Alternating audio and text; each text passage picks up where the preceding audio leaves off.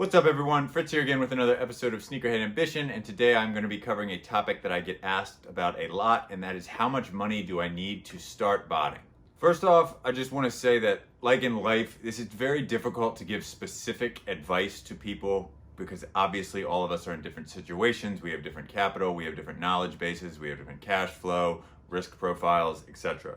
So while I'm not going to be giving you a straight up answer today, I am going to cover what I would personally do if I was in a variety of different situations when starting out. So in today's video, I'm going to cover a couple different starting points. I'm going to cover what I would personally do if I was starting off with $0 to $100. I will talk about what I would do if I was starting off with about $100 to $1,000. I'll also talk about if I had a little more, like $2,500 to $5,000. And then, if you're really coming in here with a good amount of money, I will talk about what I would do if I was starting with 10K or more. One more thing that I want to get into before I dive into the full-blown video is just the fact that, and if you've watched my videos, you really know this, you know this is my opinion, but I really want to stress that I think it's a very good idea if you are just starting off, to start off by selling shoes from discount stores like Ross, Marshalls, Burlington Coat Factory, outlets, and foot stores. I feel this way for two main reasons.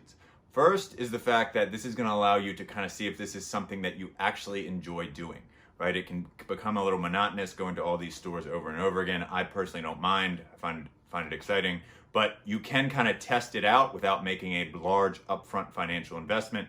And second, if you are able to successfully start flipping those shoes, it's going to give you some cash flow, which is going to give you a little more runway when you actually start botting. So again, I would stress that that is a great idea and a great place to start. And now we'll get into the video. That strategy of selling other shoes first is a major factor in why I was able to be successful botting.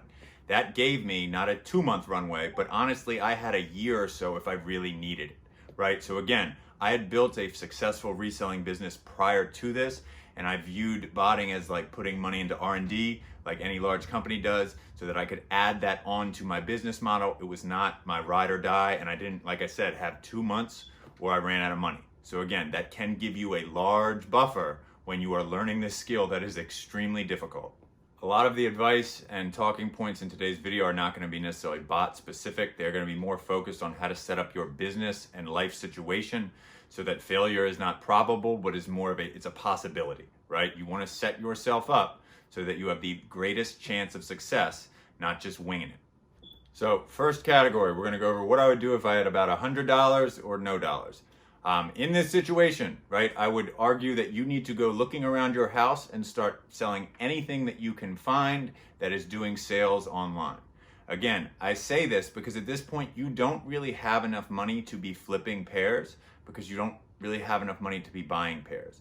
So I would suggest that you just start looking for things around your house that you don't use anymore or are just sitting there. And that way you can start building up a sales profile, say on eBay, right? So you could start getting some sales under your belt, get a little higher rating. But I promise you that if you look around your house, there are plenty of things in your house that you could sell to kind of get your capital rolling a little higher so that maybe you could buy some of these shoes or just get more money to start off.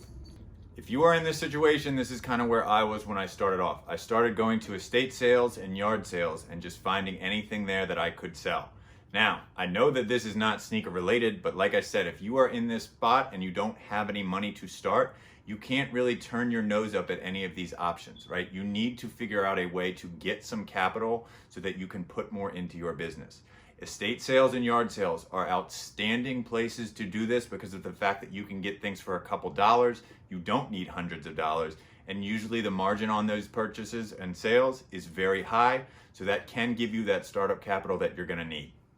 Another great option if you are in this spot and say maybe you don't have estate sales and yard sales in your area, or maybe you just don't feel like doing that, again, I would suggest you do. But another great option is going to thrift stores. If you go there, right, it's within your wheelhouse, it's still shoes, you're not gonna find that many, but you can try to target pairs that are pretty new and don't look that worn down. Take them home, clean them, sell them. If you do your research and you look online, I don't really do used shoes all that much anymore. I mean, I haven't done them in a while, but you can find individuals or people that are on there doing well into the 6 figures, flipping only used shoes. So that is also a great option if you are trying to build up starting capital. The great thing about the two options that I just told you is that it essentially makes it that you don't really need much startup capital to get some startup capital generated from that. So when I started off a little more than 3 years ago, my goal was initially, I'd been listening to Gary Vee's Trash Talk, and I was like, man, this seems like I could do this. I went out and I had the goal of making about 10K towards the end of that year. I made about 9.7, so I didn't make it to my goal, but if you don't have any money, right, that is an outstanding option, right? Put your ego aside, go to some yard sales, go to some estate sales, go to the thrift stores and look for things that you can flip that are extremely cheap. And a couple months later, if you are able to stick to that strategy, you should have enough to buy a bot or to seriously consider getting one. If this is where you are starting, honestly, don't worry about it. A lot of people are too scared to take that first step. Don't be one of those people. Get out there and make something happen. It doesn't cost hardly any money to go to these options and to flip from them. Next up, I'm going to cover what I would do if I had anywhere from $100 to around $2,000 in starting capital. Again, if you are at this point, I would still strongly suggest that you start trying to find anything in your house that you can sell. Again, that gives you some experience with sales and can build up your profile, but don't skip over that first section just because you have some money. I can't stress enough the importance of having cash flow while you are trying to figure things out in the botting world. If you are in this range of starting capital, I would strongly suggest that you try to get into a quality cook group. While they do cost some money, and those prices can vary depending on the group, if you really apply yourself within that group, you will be able to make that money back within days, if not weeks, if you really apply yourself and use all of the tools and information that these groups provide to you. If I was starting off with this amount of capital, I still would not buy a bot personally. I don't feel that tying up more than half of your starting capital with a bot is the best plan. There is still so much that you can learn from these groups by just being in them. You can learn the checkout process of different sites. You can learn the kind of resale predictions better. You can just have a much better idea of what you're doing and what you're looking at when you're looking at these online releases. So again, I still would not do that because I don't think it's a good idea to take more than half of your money, tie it up in a bot, and then try to figure things out. I think that if you just got in a group and were able to kind of network and communicate with the individuals in these groups, it's really going to help you be prepared maybe a couple weeks or a month later to get that bot once you've built up some sales and some knowledge. In this situation, there are two things that I would really be kind of considering when looking to purchase things. First, I would be really looking for a low buy cost, and second, a great ROI. Obviously, these are things that you're always looking for, but in this situation, you do not have the resources to really be sitting on pairs to make, $20. If you're getting a shoe for $20 and making $20, that's great. But let's say that recently you get a pair of the men's AJ4 Lightnings. I have a lot of those shoes. I'm holding them because the resources that I have allow me to do so. In this situation, you don't really have the resources to just be sitting on shoes for a long time. So like I said, that's why I talked about thrift stores, discount stores, because you don't have that much capital. It is a good idea to just flip pairs as fast as you can. So make sure that you're trying to buy items that you know you can get rid of quickly or turn an outstanding ROI. I'm obviously not telling you to not go for hyped releases. They can definitely make you a lot of money, but you do need to remember that the buy price on those is going to be a lot higher, right? And also the fact that with those, you do need to consider that there is shipping and there is tax. So again, that's something that I think a lot of newer resellers often overlook. They're like, oh, the shoe's $170. I mean, it is, but then you're paying on top of that. So just make sure that you're factoring that in and that you're gonna need to reship the shoe. So just know that when you're kind of doing your math on whether the shoe is gonna be profitable and whether or not that's a good option for your current situation. Patience is something that I'm really gonna preach if you are at this starting point. Obviously, if you find a pair that will make money or will sell and it's going to make you $20 or $30, that could be a great option down the line when you have more inventory and more cash flow. But at this point, if that thing's going to sit for a couple months, you don't really have the resources to be doing that. So just keep in mind that you're really trying to flip shoes quickly, and that again, if you're buying shoes with this amount of money, every purchase you make is going to make up like a solid percentage of your total inventory. Right now, if I were to do that, it's less than 1% of my, a tenth of a percent of my total inventory. So your situation does matter, and just don't pick up everything that you see that you think you can make a profit on just because you found it. If you are looking to make some sort of investment into your ability to get online releases at this point, the one thing that I would suggest that is financially responsible would be to get some sort of autofill and auto checkout tool. A lot of cook groups offer them for free, so that's another great reason to get in them. If you're not in a cook group, a great option would be Fatty. I'll leave a link in the description below, but that is paid for itself 100 times over for me, and that can really help you against botters on limited releases, because that will speed up your checkout process exponentially. But before I continue today, I want to thank Juiced, the sponsor of today's video. Juiced is a platform that is going to make it much easier for you to cop sneakers for a retail price. One of my favorite things about Juiced is their Chrome extension that automatically fills in your details when buying sneakers. As you can see on my screen right now, combining this with their restock notifications, you no longer have to manually fill out your information or scramble to find links to check out.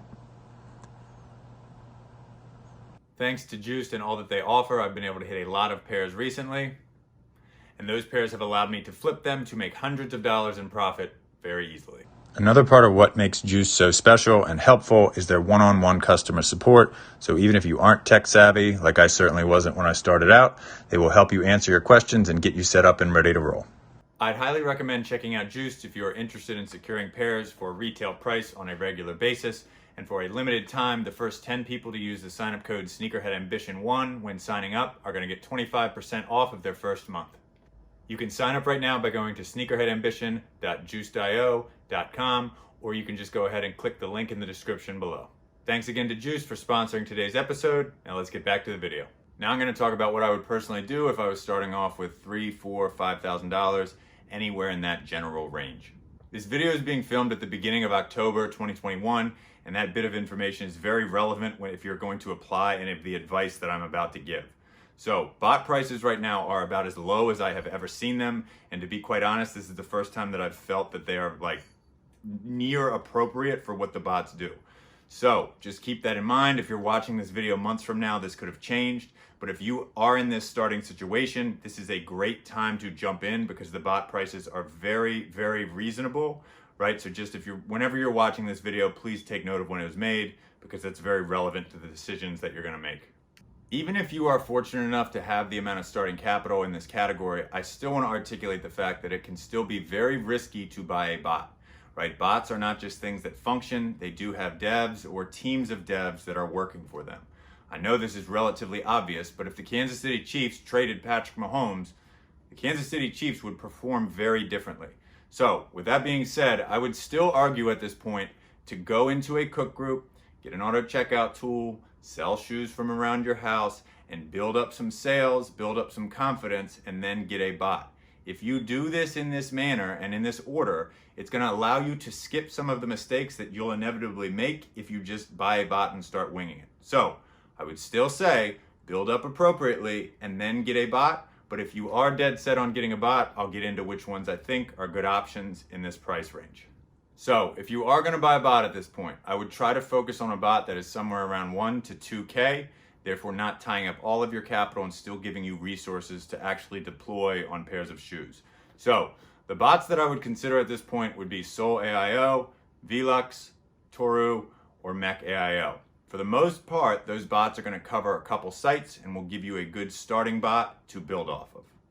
Just kind of more advice and a warning. I have seen so many people over the years I've been botting and in this space come in with all the grit and determination in the world, but I quite frankly know that they fully underestimate how difficult and complicated this learning process can be.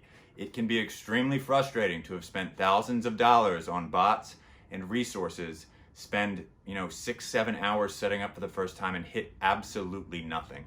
So again, that is why I really try to stress that you should start off reselling and building cash flow. Again, I know that some people do pick this up quickly, but personally it took me 3 months to hit my first pair via a bot. Meanwhile, I was hitting pairs manually just using an auto checkout tool, which again is very frustrating because it makes you really question why you're botting when you're getting pairs in other ways. So again, just try to scale in appropriately. Don't get too far out over your skis and just do this in a logical manner and you should be successful. Another good option at this point, and I've talked about this more in another video on renting bots, but this is a point where I would also suggest maybe renting a bot. Obviously you don't own it, and one of the benefits of owning a bot is that you can resell it when you're done with it or move on to another bot. But again, if you're buying that bot, you are shouldering the risk that that bot could drop in price and you lose money. So renting would be another thing to consider if this is where you're starting off. And finally, we have the big spenders. If you've got $10,000 or more when starting off, congrats, that is awesome. That's going to set you up really well to get started and give you a good base to kind of springboard off of into success. I would suggest, though, that you don't just start spending wildly, because you can run through that money faster than you realize when buying bots, servers, proxies, accounts. So just take that into consideration as I give the advice following. I have not brought up proxies and servers and other resources in this video. I do have other videos that cover those in depth, so go back and check those out. But if you are in one of those cook groups, they are going to be offering you group buys on proxies and servers, so that would be where you got those. But like I said, if you need more information on that, check out my other videos. At this amount of starting capital, I would still repeat that you should really try to follow those first 3 kind of groupings of advice that I've given today that really is going to set you up better for success. But if you are fortunate enough to have this amount of money, this is going to be the stage where I do recommend putting in the investment into one of the premium bots on the market right now. I would like to also point out that just because you own one bot does not mean that in the future you could still have that bot and rent another bot to cover more of the sites or just to give you a better chance of hitting. But again, right now I'm going over what we would be doing when starting off. So we're just going to focus on securing one of those premium bots first, and then you can build up after that. The 3 bots that I'm going to recommend for you to look into at this point would be Wrath, Valor, and Kodai. As far as Wrath is concerned, that's going to be the most expensive of the 3, and it's going to cover the most sites out of the 3. So it does extremely well on Shopify, Yeezy Supply, Foot Sites, and Finish Line. Valor, dominant bot on Yeezy Supply and Foot Sites, and they also have a Finish Line model. And Kodai is going to be the cheapest out of the 3, and it is dominant on Foot Sites and does F&L well, as well as covering other sites. So those are the 3 bots I would recommend looking into. You obviously have to kind of fit it to your needs, right? If you plan on botting Foot Sites all the time, consider that. If you want to run all the sites, take that into consideration, right? We all have different preferences, so you are going to need to apply that when making this decision. But honestly, out of those 3 bots, there is not a bad option. Something else to consider about those 3 bots is the fact that Wrath and Kodai can both be rented. So if you wanted to kind of give one of those a test drive, you could go on to a rental Discord server. I got a video on that I've already made. Go back and check that out. And you could rent those to try them out. Valor is not going to be able to be rented, so you need to consider that too. If you want to get that bot, you're going to need to make the upfront investment. But just keep in mind that renting bots can also be a very good option when starting off. Any of these bots is a major financial investment, and this decision honestly should not be taken lightly. Just because you have one of the top bots, if you don't know what you're doing and don't really apply yourself and give your best effort, this could end poorly and you could lose a lot of money quickly. I can't stress enough that even if you have one of these top bots, this is not going to be easy. Just mentioning this again about myself because I feel like it adds valuable context to what I'm talking about. It really did take me months to hit my first pairs when botting, and that was a couple years ago when, quite frankly, it was a lot easier. When I'm telling you that this is extremely hard, it is not to scare you off, but it is to give you realistic expectations about what you can expect and what success actually looks like. If you are hitting even single pairs in that first month, you are off to an outstanding start and, quite frankly, are more talented than I was when I was starting. But you need to have an objectively true framework for kind of what's going to happen, and you could struggle for months before getting the hang of it. So again, just consider that when you're making these investments and just have a realistic idea of what to expect when starting off. Anyways, those are my general thoughts on what somebody should do when they are starting off botting with a variety of different budgets. Obviously, people can succeed with different frameworks, but this is my personal opinion, like I said, on what I would do if I was starting off right now after I've kind of been through this for a couple of years. I've mentioned this in this video and in other videos, but when you are starting off, please try to be as frugal as possible. You can burn through your cash faster than you realize in this game, so you need to get that cash flow rolling initially to give yourself a chance. If you get that cash flow rolling, you're going to increase your burn rate, which again is the rate through which you're burning through cash up to the point that you would go under. Bots, proxies, servers, groups, tax, shipping, the actual shoes, all of this adds up quickly. So again, just to say, you need to have a plan going into this and you need to stick to that plan if you are going to have a realistic chance at success. Please let me know any comments, questions, concerns, whatever it may be in the comment section below. I know it can be very difficult to give specific advice to people because we're all in different situations, but I think that this gives somebody starting off a good framework to think about where they're going and how they're going to get there.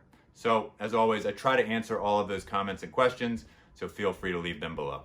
Anyways, I hope you all enjoyed the video today. Check back next week as I'll have another live cop up and another bot tutorial. Until then, see ya.